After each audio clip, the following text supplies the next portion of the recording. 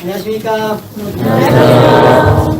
네, 한양예식팀을 섬기고 있는 배정환 형님입니다. 반갑습니다.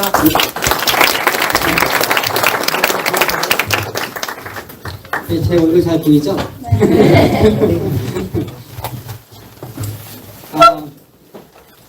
캠프 메시지 엄청 막중한 책임을 맡겨주셔서 다리가 다 후들후들합니다.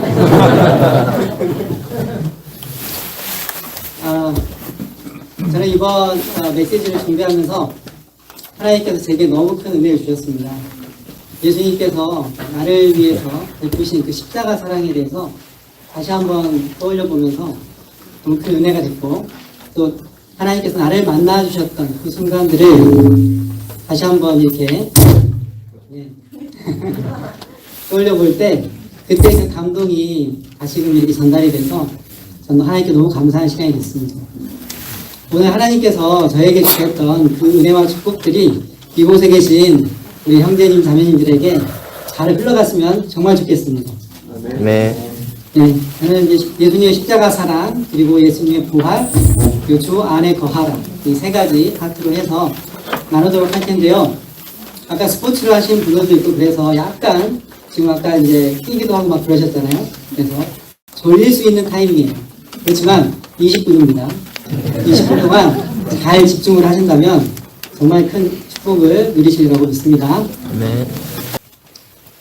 먼저 예수님의 십자가 사랑인데 질문을 하나 드리도록 하겠습니다. 예수님께서 십자가에 죽으신 이유가 무엇일까요? 네, 너무 쉽죠? 나의 죄 때문에, 우리의 죄 때문에 십자가에 죽으셨습니다. 그런데 예수님께서 십자가에 죽으신 게 어떻게 나의 죄의 문제를 해결할까요? 예수님께서 십자가에 죽으신 것은 알겠는데 그게 어떻게 나의 죄의 문제를 해결하는 결과로 이렇게 이어질 수 있느냐 하는 그런 질문을 드리고 싶습니다. 예를 들어 보겠습니다. 누군가가 이렇게 살인죄를 범했다면 죄를 범한 그 사람이 아닌 다른 사람이 대신 그 형벌을 받는 것이 가능한가요? 안 되죠. 그죠? 죄를 지은 그 사람이 자기가 책임을 지고 형벌을 받아야지 엉뚱한 생 사람을 잡을 수는 없지 않겠습니까? 그죠? 왜 그렇습니까? 바로 죄가 그 사람에게 있기 때문입니다. 그렇다면 나의 죄에 대한 심판은 어떻습니까? 내가 죄를 지었다면 그 죄에 대한 심판은 내가 받아야 되겠죠? 우리는 태어나면서부터 죽을 때까지 어마어마한 죄를 짓고 살다가 결국은 죽습니다. 그러면 그 죽음 이후에 우리가 하나님께 심판을 받는데 심판을 받고 형벌을 받게 되겠죠. 그 형벌은 당연히 내가 받아야 되겠죠. 그죠? 그래서 우리는 그 형벌 때문에 지옥이라는 곳에 갈 수밖에 없다고 성경은 기록하고 있습니다. 그렇다면 아까 제가 다시 질문 드렸던 거, 예수님이 그 죽으신 것이 어떻게 내 죄의 문제를 해결할 수 있을까요? 예수님께서 해결해 주신 해결 방법이 있습니다. 그것은 바로 내가 지은 죄를 완전히 예수님에게 넘기신 겁니다. 죄를 내가 지었는데 그것을 완전히 예수님에게 넘기신 거였습니다. 말씀을 같이 읽도록 하겠습니다. 다 같이 읽겠습니다. 시작. 우리는 다 양 같아서 그를 향하여 각기 제 일을 받거늘 여호와께서는 우리 무리의 죄악을 그에게 담당시키셨도다. 우리 무리의 죄악을 그에게 담당시키셨도다. 다른 번역으로 보면 우리 모두의 죄악을 그에게 지우셨다 이렇게 되어 있고, 또 영어로는 The Lord has laid on him the iniquity of us all 이렇게 되어 있습니다. 그리고 신약 성경에 고린도 후서 5장 21절 말씀을 보면 이런 원리를 이렇게 말씀을 하고 있는데, 하나님이 죄를 알지도 못하신 자로 우리를 대신하여 죄를 삼으셨다. 죄를 삼으셨다 이렇게 되어 있는데, 다른 번역으로는 우리 대신으로 죄를 씌우셨다 이렇게 되어 있습니다. 그래서 세례 요한은 예수님을 보고 이렇게 외쳤습니다. 보라, 세상 죄를 지고 가는 하나님의 어린 양이로다. 세상 죄를 지고 가는 하나님의 어린 양. 예, 그래서 하나님은 이 말씀 속에서 분명하게 우리에게 가르쳐 주십니다. 내 죄가 있었는데 죄가 있었는데 그 죄를 완전히 예수님에게 넘기신 겁니다. 자, 그렇다면 하나님께서는 이제 이 형벌을 누구에게 내리셔야 될까요? 예수님에게 내리셨습니다. 그게 바로 예수님께서 십자가에 죽으신 이유입니다. 다음 말씀을 다 같이 읽겠습니다. 시작. 친히 나무에 달려 그 몸으로 우리 죄를 담당하셨습니다. 아멘. 예수님이 십자가에 죽으신 이유 바로 나의 죄 때문입니다. 십자가를 통해서 내 죄값이 다 치루어진 것입니다. 내 죄의 문제가 완전히 해결되었습니다. 그래서 예수님께서는 요한복음 19장 30절에 십자가에 이렇게 달리셔가지고 죽기 전에 마지막으로 이렇게 하신 말씀이 다 이루었다. 내 죄에 대한 문제를 다 해결했다. 이렇게 우리에게 말씀하시고 돌아가셨습니다. 다음 말씀을 다 같이 한번 읽어보겠습니다. 시작. 우리가 그리스도 안에서 그의 은혜의 풍성함을 따라 그의 피로 말미암아 구속 죄 사함을 받았습니다. 그의 피로 말미암아 우리의 모든 죄가 다 용서를 받았습니다. 아멘. 자, 그런데 제가 궁금한 게 있습니다. 왜 내 죄를 가져가셔서 대신 형벌을 받으셨을까? 자신에게는 죄가 없는데 왜 굳이 나의 죄를 가져가셔서 형벌을 당하신 이유가 무엇일까? 네, 이것입니다. 보통 우리가 다른 사람의 돈을 가져가려고 해도 죄를 가져가려고는 하지 않잖아요. 그죠? 근데 왜 내 죄를 가져가신 걸까? 왜? 바로 사랑 때문입니다. 나를 너무나 사랑하셔서 나의 죄를 가져가셔서 대신 형벌을 당하신 것입니다. 그런데 이게 참 머리로는 알겠는데 저는 이런 의문을 가졌었습니다. 마음으로 이렇게 와닿지 않아가지고 예수님의 사랑이 마음으로 와닿지 않아가지고 혹시 수십억의 인구를 생각하는 그런 사랑? 나를 향한 그 사랑 때문만은 아니지 않을까? 이런 생각을 했던 적도 있었습니다. 그런데 다음 말씀으로 하나님께서 분명한 또 뜻을 보여주셨습니다. 갈라디아서 2장 20절 후반부에 있는 말씀입니다. 다 같이 읽도록 하겠습니다. 시작. 나를 사랑하사 나를 위하여 자기 몸을 버리신 하나님의 아들을 믿는 믿음 안에서 사는 것이라.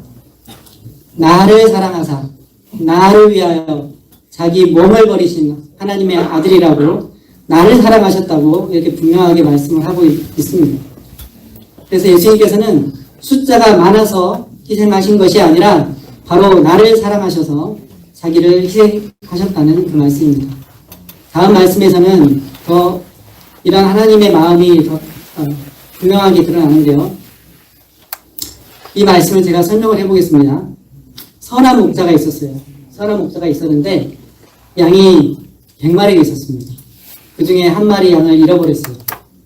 그러면 어떻게 합니까? 100마리 중에 뭐 겨우 한 마리인데 내버려 두지 뭐 내가 귀찮게 뭐 찾아다닐 이유가 뭐가 있어 이렇게 하시겠느냐? 그렇게 하지 않는다는 겁니다.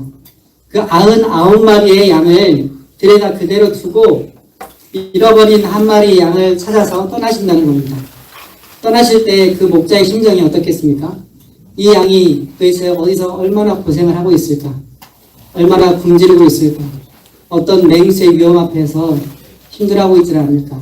얼마나 두렵고 떨릴까? 이런 마음들을 가지고 찾아다니지 않겠습니까? 그리고 드디어 마침내 그 양을 찾았을 때 여기 말씀 보면은 이 양을 어깨에다 메고 무거울 것 같은데 어깨에다 메고 너무 즐거워가지고 집에 돌아와가지고 이웃을 불러서 잔치를 벌이고 야 다 같이 너무 기쁘다. 내 잃어버린 양을 찾았다 하면서 잔치를 벌이신다는 겁니다. 이처럼 예수님께서는 우리 한 사람 한 사람을 너무나 사랑하고 계시고 죄인 한 사람이 회개하고 돌아오면 한 사람이 주님께로 돌아오면 그 돌아올 때의 기쁨이 천국에 회개할 것 없는 의인 99을 인해서 기뻐하는 것보다 더 기쁘다고 이렇게 말씀을 해주십니다. 예. 예수님께서는 숫자의 많음을 사랑하신 것이 아니라 나 한 사람을 사랑하시는 분이십니다. 나 한 사람을 구원하시려고 기꺼이 하늘 보좌를 버리고 이 땅에 찾아오셔서 십자가를 지신 예수님을 찬양하게 됩니다. 예수님이 나를 얼마나 개인적으로 사랑하시는지를 살펴보았는데 또 한 가지 생각되는 그런 의문은 이런 의문이 있습니다. 내가 예수님을 사랑하지도 않는데 과연 나를 사랑하실까 하는 그런 생각입니다. 내가 예수님을 사랑하지도 않을 뿐만 아니라 때로는 이렇게 끊임없이 죄를 짓고 있는데 이런 나를 과연 사랑이나 하실 수가 있을까? 내가 이렇게 계속 나의 욕심대로 이렇게 살아가고 있는데 과연 이런 나를 사랑할까? 하는 그런 의문입니다. 여기에 대해서도 하나님께서 또 이렇게 분명한 말씀으로 이야기를 해주십니다. 다음 말씀을 보도록 하겠습니다. 누가복음 5장 32절 말씀에 내가 의인을 부르러 온 것이 아니요 죄인을 불러 회개시키러 왔노라. 예수님께서는 의인을 부르러 온 것이 아니라 죄인을 부르러 왔다고 이렇게 말씀을 하십니다. 그리고 다음 말씀에서도 우리가 아직 죄인 되었을 때 그리스도께서 우리를 위하여 죽으심으로 하나님께서 우리에게 대한 자기의 사랑을 확증하셨느니라. 내가 뭔가 잘하고 있을 때 사랑하신 것이 아니라 내가 죄인이었을 때 나를 사랑하셨다고 말씀하십니다. 그리고 우리가 아직 죄인 되었을 때 이 표현을 예수님께서는 10절에서 이렇게 말씀하십니다. 곧 우리가 원수 되었을 때에 우리가 원수 되었다라고 하는 이 표현을 우리가 묵상을 해본다면 내가 주님을 외면하고 내가 주님을 거절하고 내가 주님을 모른다고 말하고 내가 주님을 거역하고 불순종하고 내 욕심대로 살아가고 주님 앞에서 이렇게 원수처럼 살아가고 있을 그때에 예수님께서는 이런 나를 조건 없이 사랑하셨다라고 하는 그 말씀입니다. 이렇게 예수님의 십자가 사랑에 대해서 살펴보았는데 정리를 해보자면 내 죄를 가져가셔서 대신 형벌을 받으심으로 죄를 완전히 해결해 주신 예수님의 대속의 사랑. 두 번째로 나를 사랑하사 나를 위하여 자기를 희생하신 예수님의 나 한 사람을 향한 사랑. 세 번째로 죄인되고 원수된 나를 조건 없이 사랑하신 예수님의 조건 없는 사랑. 이 사랑으로 우리가 구원을 받았습니다. 아멘. 다음으로 부활하신 예수님에 대해서 나누도록 하겠습니다. 예수님께서는 십자가에서 죽으셨을 뿐만 아니라 3일 만에 다시 살아나셨습니다. 예수님의 부활은 예수님이 누구신지를 명확히 알려준 사건이고 예수님이 바로 하나님이시라고 하는 그 사실을 보여준 확실한 증거가 되었습니다. 다음 말씀을 같이 읽어보면 붉은 글씨만 같이 읽도록 하겠습니다. 시작. 모든 사람에게 믿을 만한 증거를 주셨습니다. 모든 사람이 믿을 만한 증거. 예수님이 하나님의 아들이시라는 그 증거. 그게 뭐냐? 바로 예수님의 부활이라고 성경은 말씀하고 있습니다. 저의 간증을 잠깐 나누고 싶은데 저도 준비된 거를 이렇게 읽는 동안 여러분도 같이 읽으시면서 눈으로 귀로는 들으시면서 같이 음미해 보셨으면 좋겠습니다. 저는 20대 후반 간절히 하나님을 찾던 시기가 있었습니다. 하나님을 만나고 싶어서 하나님이 살아계시는지 정말 알고 싶어서 간절히 기도를 했습니다. 기도하고 또 기도했습니다. 하나님 살아계신다면 저 좀 만나주십시오 하고 간절히 기도를 했습니다. 그러다가 어느 날 기도 중에 갑자기 방언이 입에서 터져가지고 깜짝 놀란 적도 있었고요. 어느 날은 기도하고 잤는데 꿈에서 너희는 먼저 그의 나라와 그의 의를 구하라. 그리하면 이 모든 것을 너희에게 더하시리라 하는 이 마태복음 6장 33절 말씀이 선명하게 이렇게 떠올라서 너무 두려워서 잠에서 깨어 잠을 다시 못 이룬 그런 경험도 있었습니다. 너무 신기하고 놀라웠습니다. 아, 진짜 하나님이 살아계시나 보다. 이런 생각도 들었습니다. 그런데 며칠이 지나니까 또 이런 생각이 들더라고요. 이것 때문에 내가 예수님을 확실히 믿을 수 있을까? 어쩌면 내가 너무 집착하다 보니까 나타나는 그런 현상 아닌가? 그런 생각이 들었는데 다시 의심에 빠지게 됐습니다. 네. 그래서 저는 그때 이제 깨닫게 된 게 인간의 주관적인 경험이 한계가 참 많이 있구나 이런 것을 느끼게 되었습니다. 저는 더 확실한 증거가 필요했습니다. 더 확실한 증거. 근데 그때 저는 이렇게 이제 몇 개월의 과정이 흘러가고 있었는데 이 와중에 형제들과 말씀을 읽고 있던 그런 시기이기도 했습니다. 어느 날 저녁에 동아리방에 가서 혼자서 이렇게 성경을 읽고 있었는데 신약 성경 서신서의 어느 부분을 읽다가 하나님께서 제 영적인 눈을 열어주시는 것을 경험을 하게 됐습니다. 이런 생각이 들었습니다. 예수님의 제자들이 정말로 부활하신 예수님을 만났구나. 사도 바울은 부활하신 예수님을 정말 만났었구나. 부활하신 예수님을 만난 사건이 없었다면 이런 이야기를 할 수가 있나?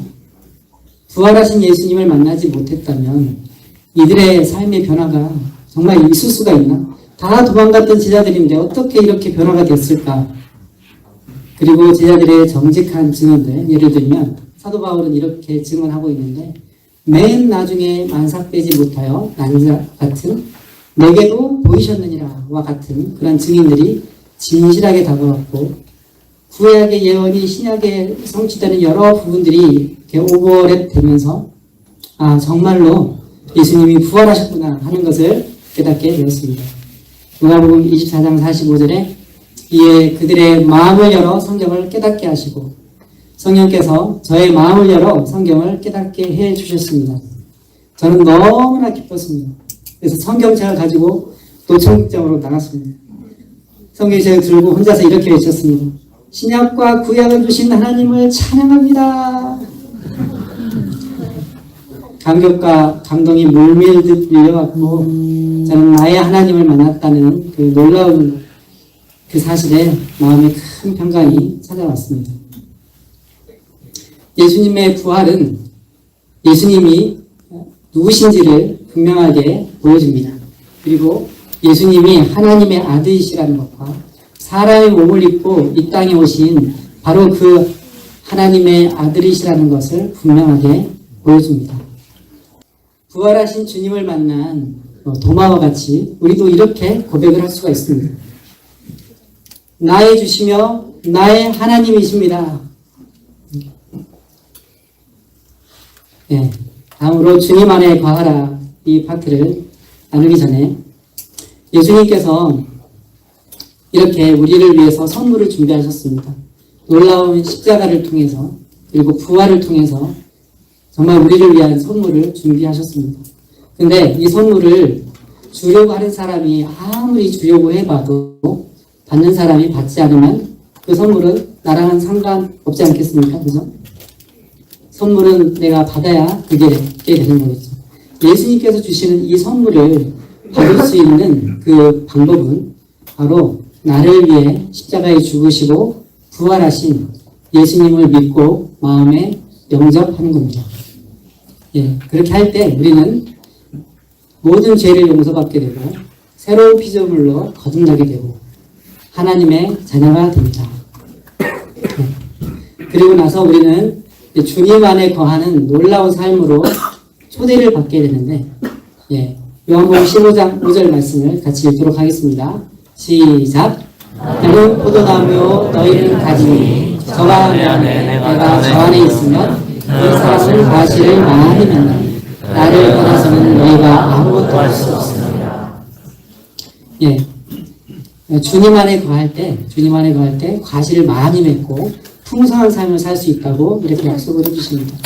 주님 안에 거한다는 것이 무엇이겠습니까? 예수님과 친밀하게 교제하는 삶. 말씀과 기도로 인격적으로 주님과 동행하는 삶. 그게 바로 주님 안에 거하는 삶입니다. 예, 주님 안에 거하는 삶의 그 발전을 위해서 실제적인 제안으로 알로를 제안드리고 오늘 메시지를 마치고자 합니다. 알로가 뭘까요? Ask, listen, obey 입니다. ask, listen, obey. 자, 어떤 상황을 만났다고 가정을 해봅시다. 예를 들어서 장래 진로를 결정을 한다. 이렇게 했을 때, 자, 먼저 A, 뭘 합니까? 기도를 해야 되겠죠. ask, 기도. 먼저 하나님께 기도하는 겁니다. 먼저 하나님께 기도. 처음만 기도하는 게 아니라 끝까지 기도해야 되겠죠. 기도. 두 번째는 listen. 하나님의 음성을 들어야 되는데 어떻게 듣습니까? 성경 말씀을 통해서. 귀로 듣는 게 아니고요. 성경 말씀을 통해서 하나님의 뜻을 발견하는 겁니다. 주의 말씀은 내 발의 등이요 내 길에 비침이다 했기 때문에 아침 경건의 시간 말씀이나 성경 암송, 성경 읽기, 또 경건한 형제 자매들과의 그런 말씀, 묵상, 쉐어링 이런 것들을 통해서 성령께서는 우리 마음에 하나님의 음성을 들려주시고 우리가 가야 할 방향을 보여주십니다. 그리고 O는 obey, 순종. 이렇게 말씀을 들려주실 때 말씀하신 것을 순종함으로써 하나님을 경험하게 되고 더 깊이 주님을 사랑하게 됩니다. R로 쉽죠? ask, A가 뭡니까? ask, 기도. L은 listen, 말씀. O는 obey, 순종. R로를 실천하시면서 매일매일 우리가 이걸 적용할 수 있는 삶의 영역들은 참 많이 있을 겁니다. 주님과 이렇게 풍성하게 동의해 가시는 여러분들이 되었으면 좋겠습니다. 정리를 해보도록 하겠습니다. 예수님의 십자가 사랑에 대해서 아까 나누게 되었죠. 나 한 사람을 향한 사랑, 나를 대속하신 사랑, 그리고 조건 없이 나를 사랑하신 그 사랑, 그리고 예수님의 부활, 예수님의 부활은 예수님이 누구신가를 분명히 드러내주는 그런 사건이 되었다는 점, 그리고 예수님의 이 선물을 영접함으로써 내가 받아들일 때 하나님의 자녀가 된다는 것, 그리고 이제 우리의 삶 속에 풍성한 삶을 우리에게 선물로 주시는데 알로를 기억하면서 실제 삶 속에서 주님과 동행해 가시는 여러분들이 되었으면 좋겠습니다. 이렇게 메시지를 마치도록 하겠는데 이 적용 질문은 제가 카톡방에 공유를 드리도록 할 테니까 이따가 개인 기도 시간이나 그룹에서 나누실 때 이 부분을 또 개인적으로 생각하시고 리뷰해 보시면서 적용해 보시면 좋겠습니다. 감사합니다.